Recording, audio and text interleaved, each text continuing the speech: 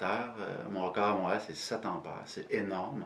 Et ça, 1 ampère seulement en débalancé, c'est-à-dire 1 ampère qui est libre dans une structure, va causer des champs magnétiques qui sont considérés comme parfois extrêmes par Bow-Biology. Donc, c'est un peu notre priorité, c'est de s'assurer est-ce que tout est en ordre. Et c'est sûr, ça commence par une analyse de la mise à la terre. Parlons de ces cas extrêmes-là. Je vais remettre le tableau. Je ne sais pas si on va réussir à le voir par contre. Oui. Au niveau du champ magnétique, l'OMS et Santé Canada va tolérer 840 milligauss. Oui. Mais en Bow-Biologie, on veut être en bas de 1. Extrême, c'est 0.5. Non, 5 c'est extrême, 1 à 5 c'est fort. 0.2 à 1 c'est faible, donc c'est ce qu'on veut, ou idéalement en bas de 0.2. Ça, c'est parce que Paul Héroux a vu que les cellules leucémiques proliféraient à 0.2, 0.3. Voilà, Paul en fait a confirmé le tableau que les Allemands nous fournissent depuis des décennies.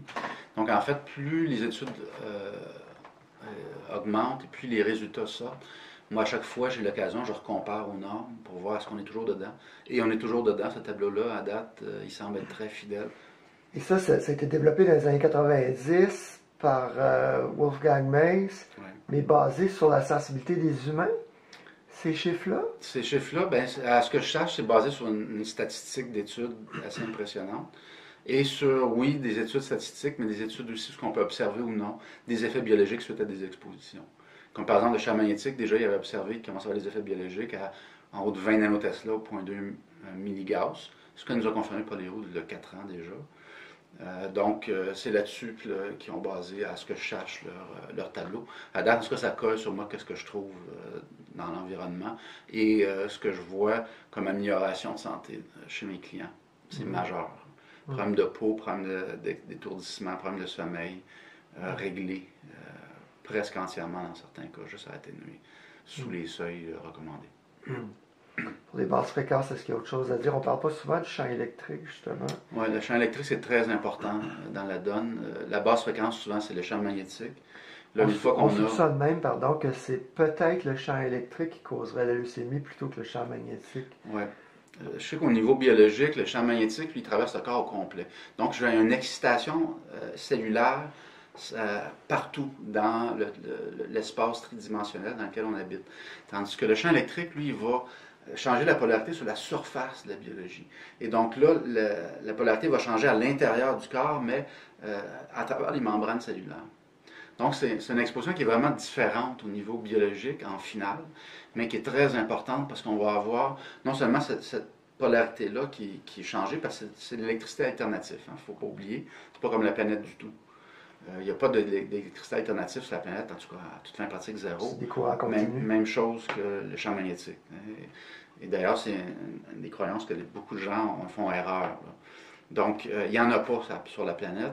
Et ce va-et-vient-là, qui est 60 Hz en général, mais souvent on a des harmoniques à 180 Hz. Donc là, on va avoir des va-et-vient plus ou moins rapides. Et les va-et-vient vont avoir des incidences différentes. Comme sur la communication intercellulaire, on peut l'interrompre quand c'est trop rapide.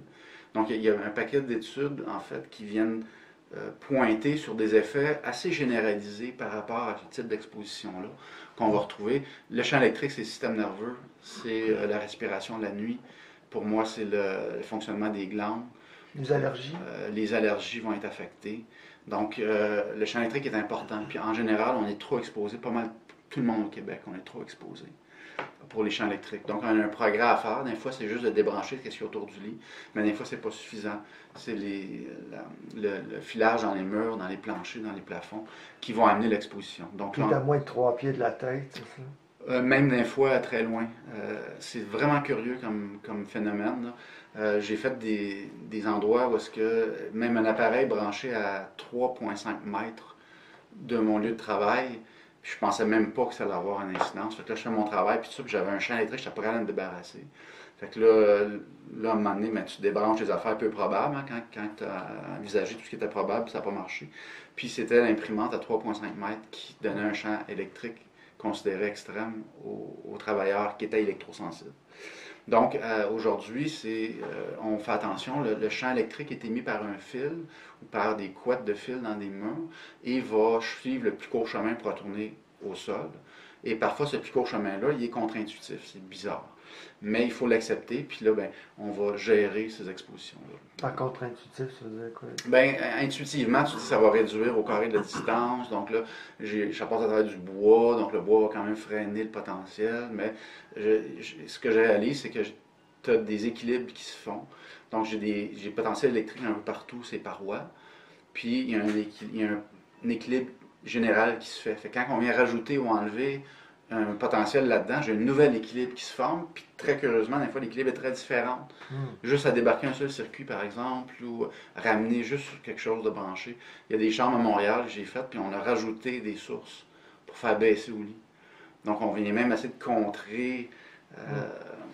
Donc, c'est assez spécial comme truc. Mais le champ électrique est il est plus facile à gérer parce qu'on peut le capturer. Le champ magnétique, on est pogné avec. Là. On peut pas le blinder. Non, ben on peut. J'ai du blindage de champ magnétique. Quand on a une source qui est bien prise, qui est bien circonscrite, on peut venir l'entourer assez efficacement. Mais quand la source est trop large, on ne peut pas blinder. Et c'est avec du mu-métal pour blinder? Mu-métal ou du giron.